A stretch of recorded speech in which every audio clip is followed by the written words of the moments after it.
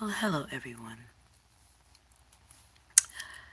As you can see, we're here again at my altar. I'm pretty sure you guys are probably sick of looking at it, but I don't have anything else interesting to look at where I can talk to and feel calm. But yes, the rise of the Phoenix, a new version is here. I'm always changing, as you all know.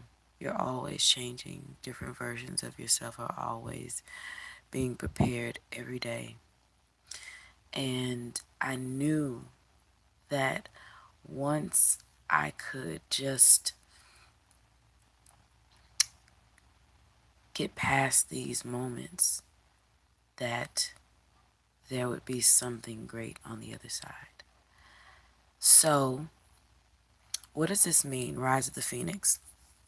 Some things I haven't talked to you guys about when it comes to my inner world. I honestly believe I have a universe inside of my chest. It's a big hole, like, like a big circle inside of the chest that houses, what we would sometimes call the heart. I don't think it's the physical heart per se, it's just maybe a physical manifestation of it, but the heart, the heartbeat of energy within you starts at the heart center in your chest. And in that heart center, I believe for myself, there is a little universe that exists there. And this little universe has transformed a few times thus far since I recognized it. And I kind of travel between two versions of that same universe, or two lower and higher versions of that same universe. And only reason why I use the term lower and higher, because when I'm feeling low, I tend to go back to one version, and when I'm feeling high, I tend to go back to another version. The first version started out, and I know a lot of you see, I haven't showed extensively um, my painting, my paintings, up to my painting collection, like I have a collection. Well, I guess it is a collection. But the paintings I have around my house, as you all know, there's always some sort of girl on a planet. I never understood what that meant until maybe about a year ago. Of course, a girl on a planet is me. That's actually like it's my alarm clock. That's actually like a mock self portrait of myself. That I painted over this whole scene. I know it's probably hard to see, but you've seen it multiple times. Anyway, um, that girl on the planet, this version of myself, is actually a real place where there's a planet that exists inside this universe, and there is a soul version of me that sits on that planet. When I first got to that planet, it was barren. There was nothing. It was dust and dirt. And to some people, that may seem like, oh God, that's not great. That means, there's emptiness, which is true. But it was very necessary, and it was very beautiful. Even though you pick up the dirt and it's like sand falling through your hands, it's very dry. But that dirt was me. It was the representation of how I felt.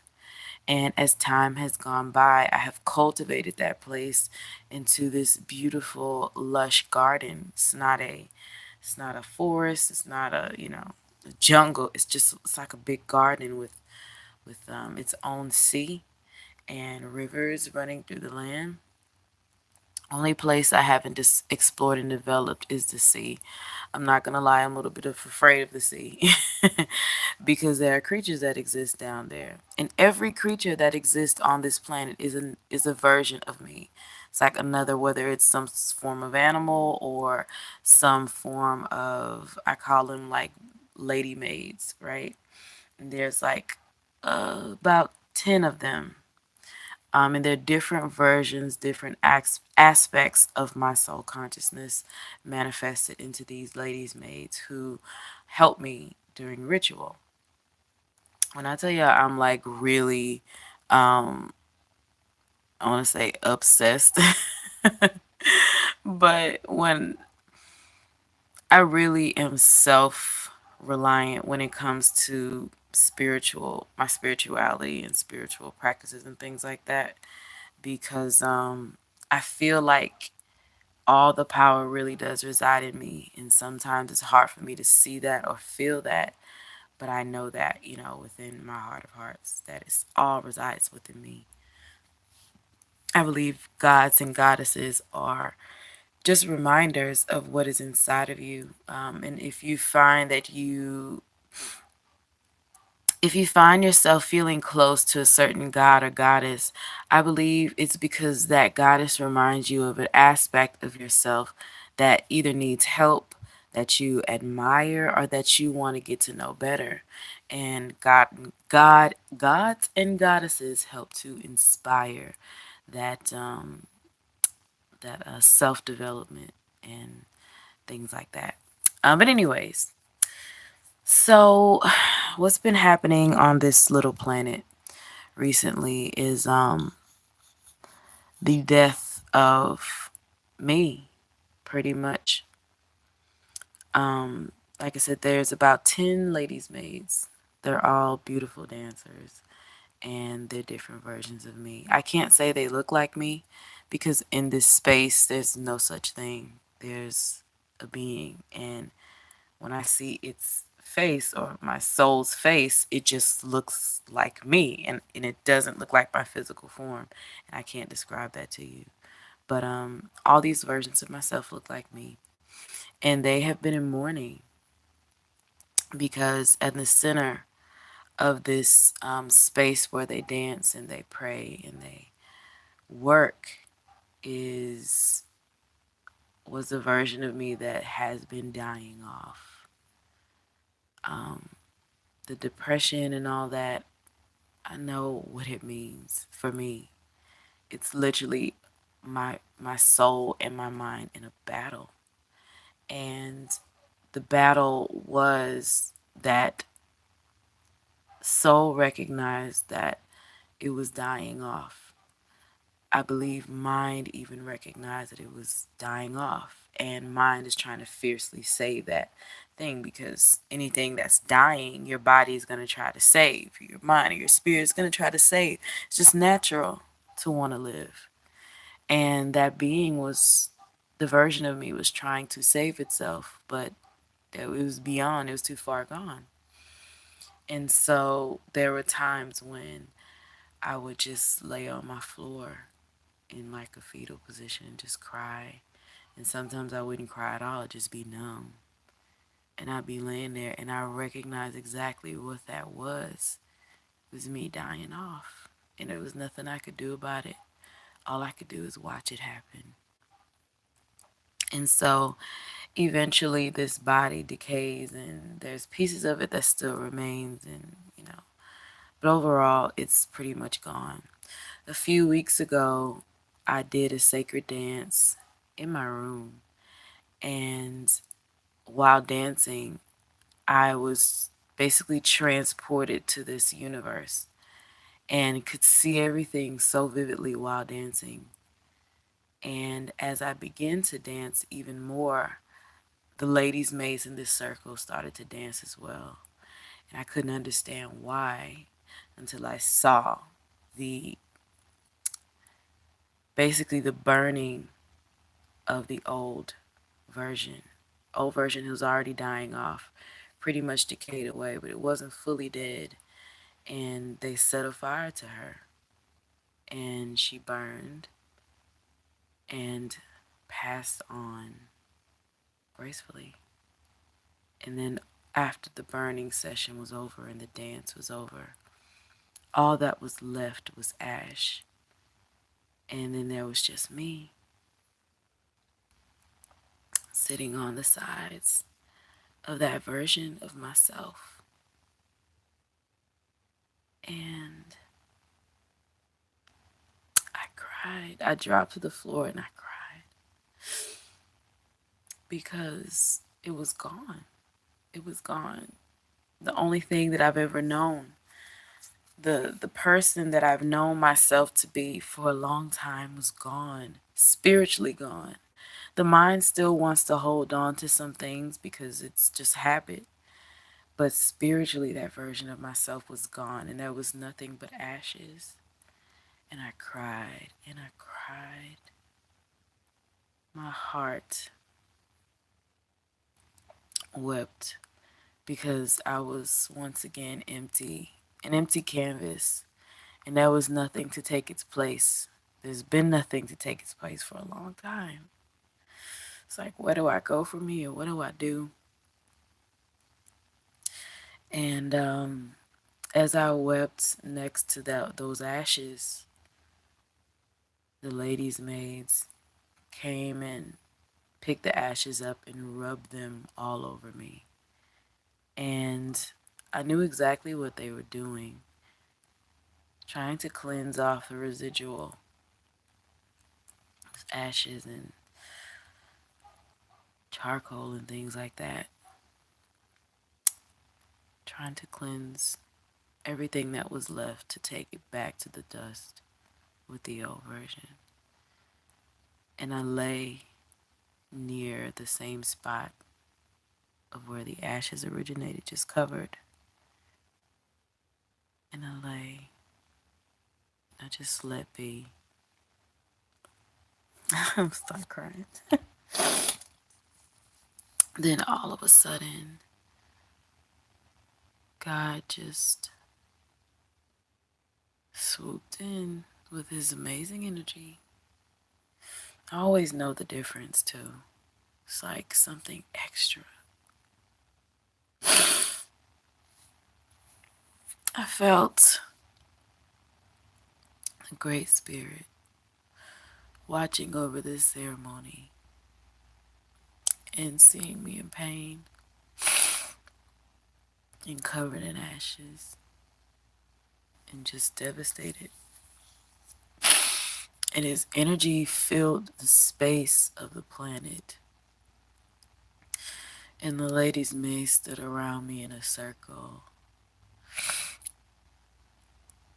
And they held hands and looked up to the sky. And clouds began to form that were not of my own, but of the Great Spirit, God. And it began to rain. It was the most cleansing experience of my life. I felt God's presence. I don't even like to use the term God. I feel like God just doesn't quite describe it. Maybe Great Spirit, maybe the universe or the creator or whatever, but God is just, it just doesn't quite describe that feeling. So I'll just say Great Spirit rained out on me with love and peace and light and hope and just cleansing me. And the rivers of this planet began to swell. And one little stream in particular started to run where I was laying. And the waters began to wash over me till my face and my body was completely covered in this little river. And I look up at the sky and I understood that God was there. And I let the waters cleanse me and the ashes wash away back to the ocean. And when it was over, I stood up in this physical world and I went to sleep. It was very exhausting. And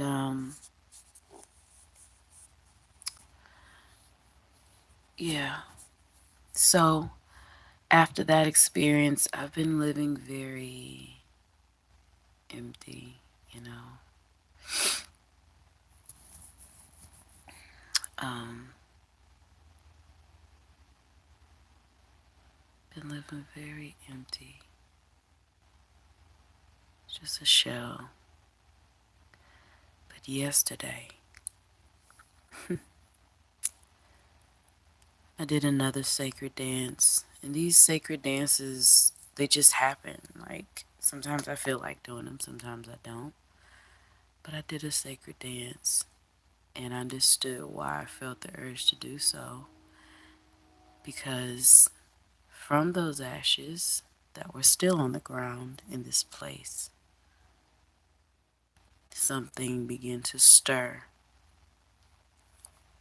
The ladies' maids began dancing around them furiously in a effort to welcome and in a celebration. And then there was just me sitting on the sidelines. Spiritually, I mean, I was dancing myself, but spiritually, I was on the sidelines and just watching this new being rise up from these ashes. But it wasn't just like a being just rising from ashes and being dirty. No, it was like diamonds. She was like a big diamond rising from those ashes into full complexity. And once she was finished rising, she was bigger than me. She was a bit taller than me. And her energy was just so absolute and so very loud, I guess. That's the only word I can describe it as loud.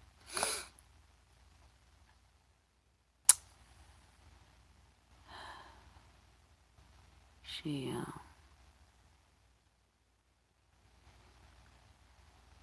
when she was done rising, she stood as they danced around her. And once the dance was over, she opened her eyes. And I stood and she looked dead at me. She held her hand out for me to come towards her. Then suddenly she bent down and scooped up some of the ashes in her hand. Ashes, fucking ashes in her hand. And as I held out my hand to take hold of the ashes, as the dirt began to fall, they turned into diamonds. It was like I've never, it was the most beautiful experience, y'all. Like, I mean, they fucking turned to diamonds in my hands. And she didn't say a word, but in my mind's ear, I could hear her say, I'm here now. Let's get to work. And I felt a resurgence of power within me, like instantly. Just like a wave of power and energy is just overtaking me. So why are you here?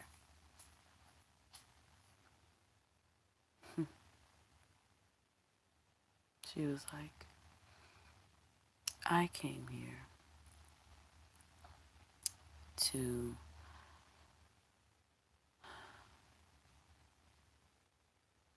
trying to remember the right words, so I don't want to say them wrong.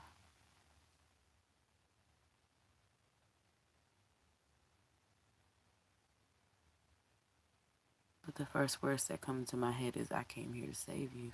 It's probably right. But it's kind of, I guess the reason why I have a hard time remembering the exact words is because there were no words exchanged. No physical speaking. This was all mental, emotional communication. Energetic, mental, and emotional communication. So words are very few. And I think like that as well. So that's why I think I have a hard time describing what's on my mind, because I don't usually think of words when I think. I think of parts of words and then emotions. But anyways, I was in the shower soon after, and she began speaking with me, through me, about how things are going to change, how I can see things differently and not allow life and time and jobs and situations be the enemy for me. The first thing she said that job is not your enemy, it's a tool that you use to get what you need so we can get where you want to be. These things take time. And asking me some of the hard questions. Why do you have a hard time sitting with yourself? Because I do. My first excuse is because it's boring. But I think the real truth is that it's because when I sit with myself, I might be faced with answers that I don't like. And I ask, oh, what am I supposed to do with my life and with my time and with myself? I might get answers that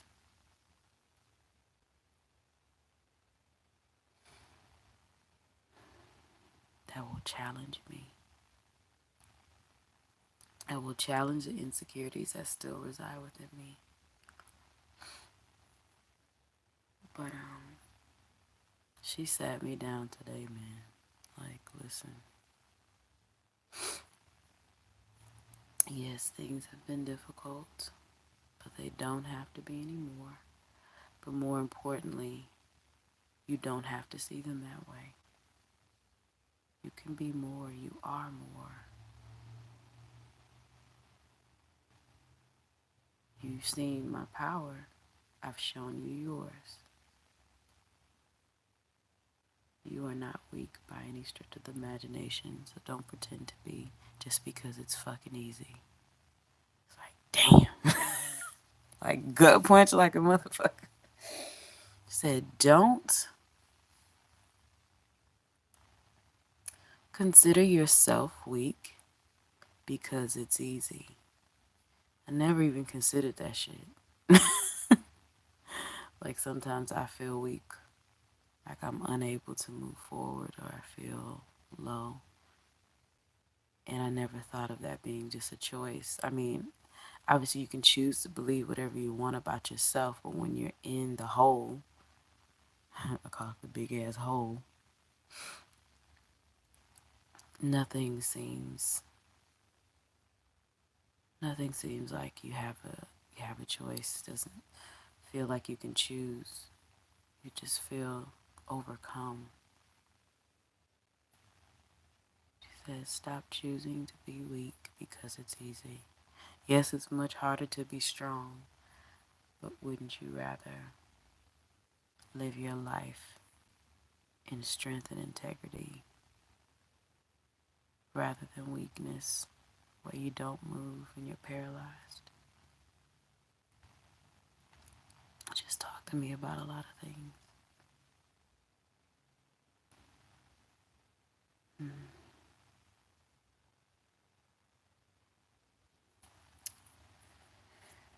But anyways,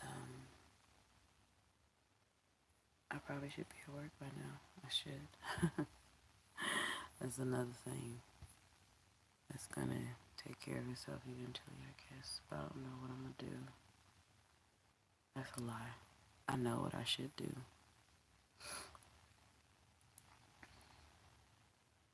And what's funny, y'all, is that I know what I'm capable of. I know what I can have.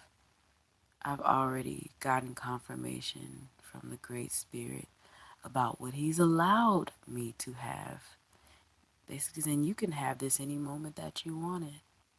Being afraid to take it because of the responsibility that it means to have it. And feeling worthy of the gift. God said you can have it. I've already given it to you. You just haven't taken it yet. My hand is out here. Like, damn. You know. Ow, my leg hurts. But anyways.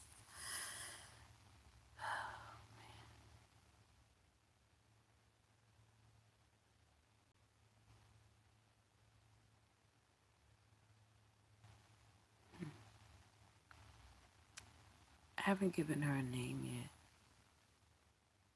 Usually when another version of myself comes in, they either tell me their name or I give them a name.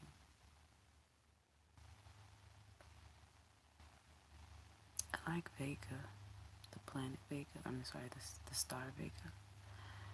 I asked her what was her name. She said, whatever you want, but that's not important right now. Let's not worry about names. But you can call me whatever you like, just for reference.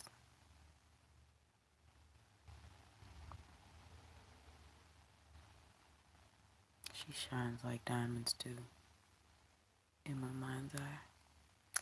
But anyways, y'all, thank y'all for listening.